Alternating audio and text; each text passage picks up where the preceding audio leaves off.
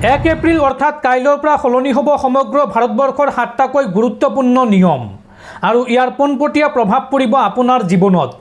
এটিএমৰ পৰা আৰম্ভ কৰি ৰন্ধন গেছৰ চিলিণ্ডাৰলৈকে, পান কাৰ্ডৰ পৰা আৰম্ভ কৰি ৰেলৰ টিকটলৈকে কেইবাটাও নিয়ম সলনি হ'ব আৰু ইয়াৰ পোনপটীয়া প্ৰভাৱ পৰিব আপোনাৰ জীৱনত। যদিহে আপুনি এতিয়াই এই নিয়মসমূহ নাজানে তেন্তে কিন্তু ভয়ংকৰ বিপদৰ সন্মুখীন হ'ব আপুনি। কাইলৈৰ পৰা কি নিয়ম সলনি হ'ব আৰু ইয়াৰ প্ৰভাৱ আপোনাৰ জীৱনত কেনেধৰণে পৰিব সবিশেষ তথ্য জনাই আছোঁ। আপুনি ভিডিঅ'টোত লাইক কৰি শ্বেয়াৰ কৰি দিয়ক। 1 এপ্ৰিল অৰ্থাৎ কাইলৈৰ পৰা সলনি হ'ব সমগ্ৰ ভাৰতবৰ্ষৰ 7টাকৈ গুৰুত্বপূৰ্ণ নিয়ম আৰু ইয়াৰ পোনপটীয়া প্ৰভাৱ পৰিব আপোনাৰ জীৱনত। এটিএমৰ পৰা আৰম্ভ কৰি ৰন্ধন গেছৰ চিলিণ্ডাৰলৈকে, পান কাৰ্ডৰ পৰা আৰম্ভ কৰি ৰেলৰ টিকটলৈকে কেইবাটাও নিয়ম সলনি হ'ব আৰু ইয়াৰ পোনপটীয়া প্ৰভাৱ পৰিব আপোনাৰ পকেটত। 1 এপ্ৰিল অৰ্থাৎ কাইলৈৰ পৰা দেশৰ কি নিয়ম সলনি হ'ব চাওঁ আহক। আপোনাৰ দৈনন্দিন জীৱনৰ সৈতে জড়িত বহুতো ডাঙৰ নিয়ম সলনি হ'ব। ইয়াৰ ভিতৰত বেংকিং, কৰ, ইন্ধন আৰু ৰেলৱেৰ সৈতে জড়িত পৰিৱৰ্তনসমূহ অন্তৰ্ভুক্ত আছে, যিয়ে আপোনাৰ পকেটত প্ৰত্যক্ষভাৱে প্ৰভাৱ পেলাব। এই পৰিৱৰ্তনবোৰৰ কিছুমানে সকাহ দিব, আনহাতে আন কিছুমানে আপোনাৰ বোজা বৃদ্ধি কৰিব পাৰে। গতিকে কাইলৈৰ পৰা অৰ্থাৎ 1 এপ্ৰিলৰ পৰা কি পৰিৱৰ্তন হ'ব আৰু ইয়াৰ প্ৰভাৱ কেনেকুৱা আপোনাৰ পকেটত পৰিব বা আপোনাৰ জীৱনত পৰিব চাওঁ আহক। প্ৰথম নিয়মটি হৈছে নতুন আয়কৰ আইনক লৈ। 1 এপ্ৰিলৰ পৰা কৰ ব্যৱস্থাত আটাইতকৈ ডাঙৰ পৰিৱৰ্তন হ'ব। বৰ্তমানৰ নিয়মসমূহ সৰল কৰি এই তাৰিখৰ পৰা কাৰ্যকৰী হ'ব নতুন আয়কৰ আইন। নতুন নিয়মৰ অধীনত এতিয়া মূল্যায়ন বৰ্ষ আৰু বিগত বছৰ শব্দ দুটাৰ ঠাইত কেৱল কৰ বছৰ ব্যৱহাৰ কৰা হ'ব। আৰু তাৰ পিছৰ নিয়মটো হৈছে 12 লাখ টকা পৰ্যন্ত আয়কৰ ওপৰত কৰ ৰেহাই। এই সন্দৰ্ভত কি কোৱা হৈছে চাওঁ আহক। নতুন কৰ ব্যৱস্থাৰ অধীনত 12 লাখ টকা পৰ্যন্ত বাৰ্ষিক আয় কৰমুক্ত হ'ব। ধাৰা 87 এৰ অধীনত ৰেহাই বৃদ্ধি কৰি মধ্যবিত্ত শ্ৰেণীক যথেষ্ট সকাহ প্ৰদান কৰিছে। অৰ্থাৎ 12 লাখ টকা পৰ্যন্ত বাৰ্ষিক উপাৰ্জন কৰা সকলে এতিয়াৰ পৰা টেক্স দিব নালাগে চৰকাৰক।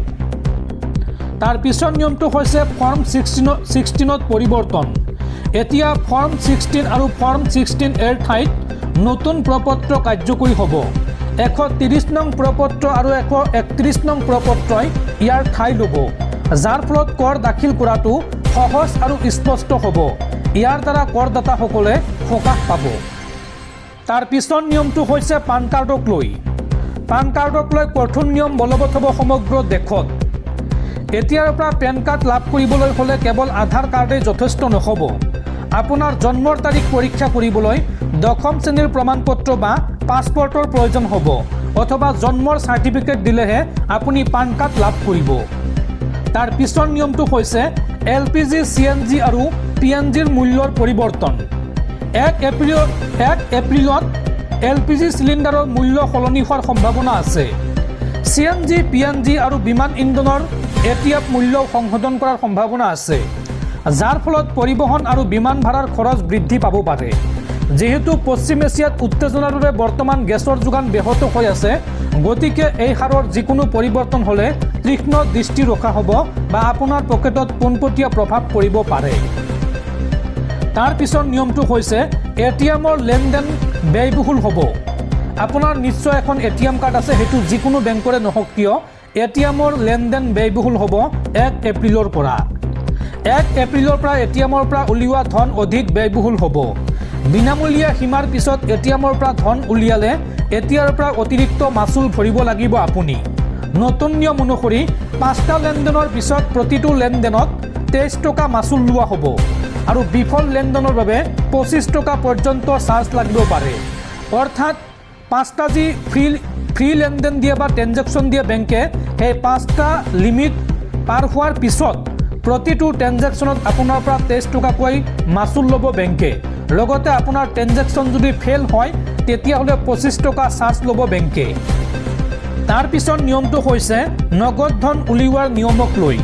কিছুমান বেংকে ডেবিট কাৰ্ডৰ নগদ ধন উলিওৱাৰ সীমা হ্ৰাস কৰিছে।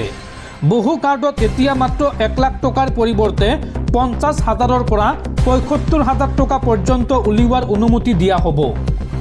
আৰু তাৰ পিছৰ নিয়মটো হৈছে কঠোৰ হ'ব ৰেলৰ টিকটৰ নিয়ম। এতিয়া ৰেলৰ টিকট বাতিলৰ নিয়ম কঠোৰ হ'ব। এখন ৰেল যাত্ৰাৰ 8 ঘণ্টা পূৰ্বে বাতিল কৰিলে কোনো ধৰণৰ ধন ঘূৰাই দিয়া নহ'ব। এতিয়াৰ পৰা ৰেল যাত্ৰাৰ 8 ঘণ্টা পূৰ্বে আপুনি যদি টিকট কেঞ্চেল কৰে তেন্তে আপুনি ধন ঘূৰাই নাপাব।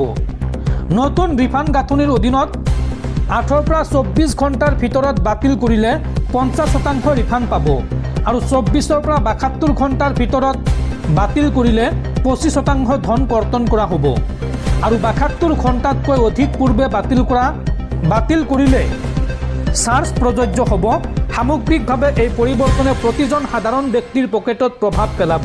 অৰ্থাৎ আপুনি এতিয়াৰ পৰা সহজতে ৰেলৰ টিকট কেঞ্চেল কৰিব নোৱাৰিব। কেঞ্চেল কৰিলে আপোনাৰ পৰা বৃহৎ পৰিমাণৰ ধন কাটি লোৱা হ'ব।